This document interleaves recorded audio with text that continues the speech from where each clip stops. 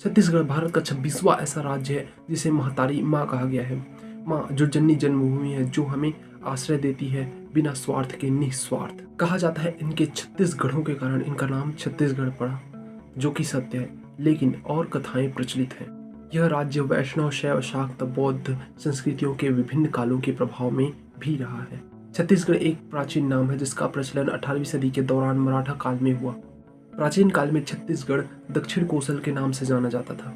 यहाँ अनेक प्रकार के त्योहार, जिसे ये लोग तिहार कहते हैं, वो भी मनाया जाता है, जैसे बस्तर दशहरा, राजिम कुंभ मेला, कोरिया मेला, तीजा पोला आदि। इसके अलावा त्योहारों की बहार सी आ जाती है। छत्तीसगढ़ में कोयला, लौह अयस्क, डोलोमाइट, बॉक्साइट, चूना पत्थर और क्वार्टजाइट के पर्याप्त भंडार भी हैं। टीन अयस्क का भी 35% हिस्सा छत्तीसगढ़ में ही है।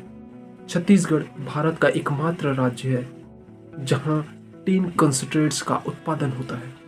महानदी गंगा, गोदावरी और नर्मदा जैसी नदियां भी यहाँ बहती हैं। साथ ही बहुत सी इनकी सहायक नदियां भी मौजूद हैं। मराठा साम्राज्य के समय 1795 ईस्वी में छत्तीसगढ़ नाम प्रचलित हुआ और इस्तेमाल किया गया। अंग्रेजों के शासन में सन 1854 में राजधानी रायपुर बनाई गई। इस तरह कई विलय और हुए।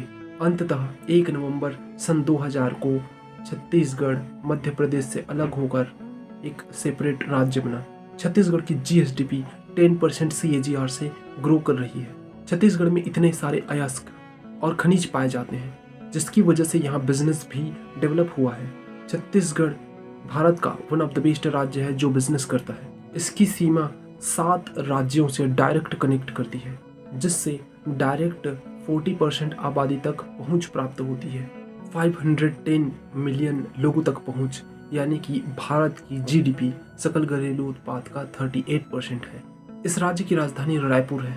नई सिटी नया रायपुर भारत का पहला ग्रीनफील्ड स्मार्ट शहर है। छत्तीसगढ़ का मुख्य फसल धान है, जो कि कुल फसल क्षेत्र का 66% कवर करती है। मक्का, बाजरा, दाल के साथ ही हल्दी, अदरक, अमरूद, टमाटर, मटर, गोभी का भी उत्पादन करती है।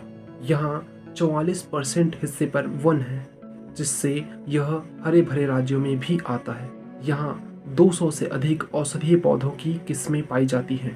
तो दोस्तों, आपने जाना कि छत्तीसगढ़ ऐतिहासिक, धार्मिक और प्राकृतिक दृष्टि से भी कितना रिच और समृद्ध है।